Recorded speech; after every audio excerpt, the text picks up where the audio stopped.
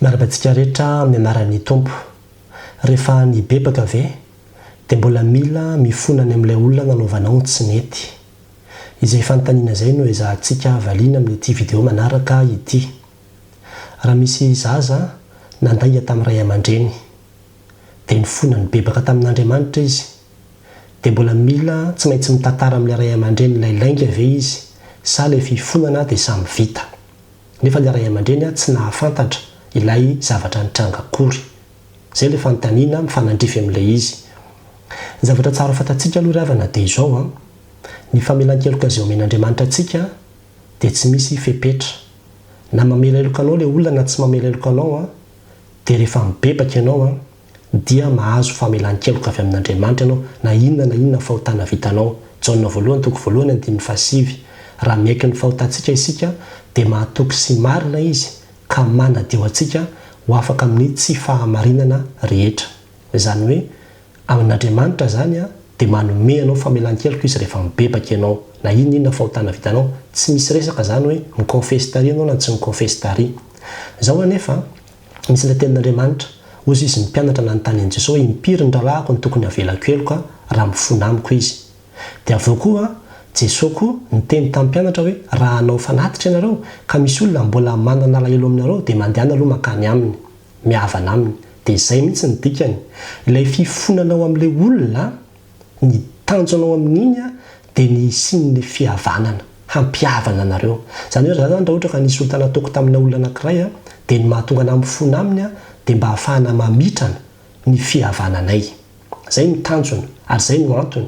Fa tsy hoe miankina amin'ny famelan-keloka omen'ny olona io akory ny famelan-keloka omen'Andriamanitra. Fa na mamela io na tsy mamela averiko ihany Andriamanitra tsy maintsy mamela anao foana satria izay ny azy tsy hisy fepetra ny famelan-keloka azy omeny antsika. Fa ilay olona indray resaka fihavanana iny. Resaka fihavanana iny. Misy tenin'Andriamanitra nefa any amin'ny Jakoba 5:9-10 manao hoe koa mifaneke heloka ianareo. Tsy azon'ny olona io matetika. Dia fieritreretan'ny olona io dia ny hoe dikan'izany satria confesser izay manko amin'ny teny frantsay ilay izy.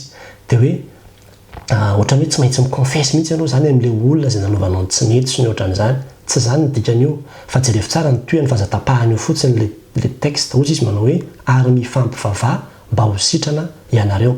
Ny dikan'izany dia izao teny nalefa ho an'ny kristianina io hoe raha ohatra ka misy fahotana, raha misy zavatra sahirana ianao manohatra an'ilay izy dia ambarao amin'ny anabavy na amin'ny rahalahy ao amin'ny tompo ilay izy dia mifampivavaka amin'iny ianareo mba ho sitrana ianao. Izay ny dikan'io.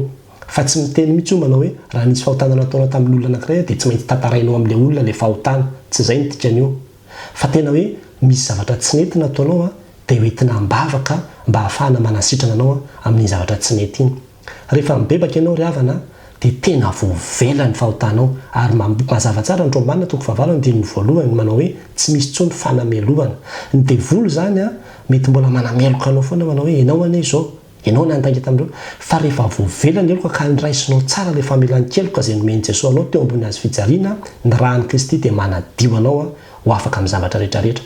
Ny dikan'izany dia izao raha ohatra ilay olona ka tsy nahalala ilay zavatra izay nataonao taminy dia tsy voatery mihitsy ianao andeha hiconfesse amin'ny olona io, andeha hamotika indray ny fihavananao amin'ny olona io. Satria ny antony mahatonga anao mandeha milaza ilay zavatra tsy nety nataonao tamin'ilay olona dia averiko ihany hamitra-pihavanana fa tsy hamotika fihavanana.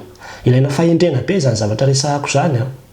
Raha misy olona zao vehivavy niteraka izy dia izy tena mahafantatra hoe tsy zanaka ity rangahy ity zaza ity, nefa ilay rangahy dia tena nandray an'ilay zaza ho toy ny zanany mihitsy. Dia nibebaka ilay ramatoa voavela ny elony saingy ny sainy manameloka azy foana. Iny manameloka anao iny tsy midikako zany andeha ho resahako amin'ilay vadiko ilay izy fa tena tsy mandry ny eritreritro. Ny mahatonga ny sainao tsy milamina dia satria ny devolo mbola miculpabiliser anao foana. Fa raha ny tena marina raha tena nino ny famelan-keloka nomeny Jesosy ianao dia tena mazavana amin'ny hoe tsy misy fanamelohana intsony. Aza mitady loza dia andeha indray ianao andeha anakorotana zavatra maro ny amin'izany zavatra izany. Ianao ve zao raha nijangajanga tamina olona ianao dia ilay vadin'ilay rangahy nijangajangahanao tsy nahalala akory, ianao efa mibebaka efa hoe tsy hiaraka amin'ilay olona intsony dia lasa ve ianao avy mifona avy mibebaka ianao dia lasa ianao andeha tantara be any amin'ilay vehivavy ihany hoe zany niaraka tamin'ny vadinao nandritra ny roa taona dia ohatr'izao no nataony. amotika tokantramin'olona nydray ve ianao milaina fahendrena ry havana fa aza entin'ny hafanampo fotsiny hoe nibebaka dia inona koa ny tokony ataoko fa tena hoe amin'ny antony mahatonga anao miconfesse ny fahotanao amin'ny olona anankiray dia mba hahafahan'iny olona iny manampy ianao hitondram-bavaka anao hanasitranana anao amin'iny otiany izay ihany nidika an'ilay Jakoba 5:5 fa tsy nidika mihitsy iny hoe andana tantarao amin'ny olona rehetrarehetra ny zavatra izay tsy nety nataonao. Avy eo ianao hitady raha rafandray ny amin'ny hoe alain'ny olona baraka etsy ianao hikorotana ny fitokantranonao hisara-panambadiana ianao sy ny ohatran'izany tena avy amin'ny devoly izany fomba fisainana izany ka mila mitandrintsika tena mila mitandrintsika kristianina ny amin'izany. Ndresaka teto amin'ity vidéo ity amin'ny hoe mila manonitra ny fanonerana dia azonao atao foana ary rehefa manonitra ianao tsy voatery ho tantarainao daholo ny zavatra rehetra fa ianao fotsiny mahalala manao hoe anonitra dia omeko izao zavatra izao. Raha nahafantatra zany ilay olona le fahotana amin'izay fotoan'izay simba ny fifandraisana roa taminy tezitra aminao izy dia manana didy kosa ianao fa tsy hoe efa mibebaka tamin'Andriamanitra dia samy vita fa tena manana didy ianao anantona an'ilay olona dia hifona amitra-pihavanana ary tenin'i Jesosy Kristy izany fa rehefa tsy fantatry ilay olona izy aza mitady loza averiko ihany izay aza mitady loza. Ho an'Andriamanitra ny voninahitra. Amen.